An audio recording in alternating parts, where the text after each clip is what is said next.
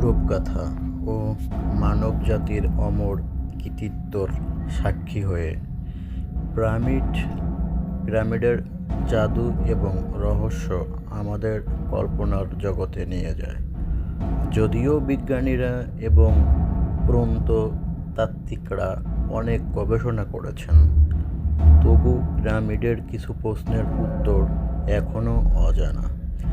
এই অজানা আকর্ষণীয় পিরামিডকে আরও রহস্যময় করে তোলে, যা বিশ্বের নানা প্রান্ত থেকে মানুষকে এই প্রাচীন নিদর্শন দেখতে উদ্বুদ্ধ করে।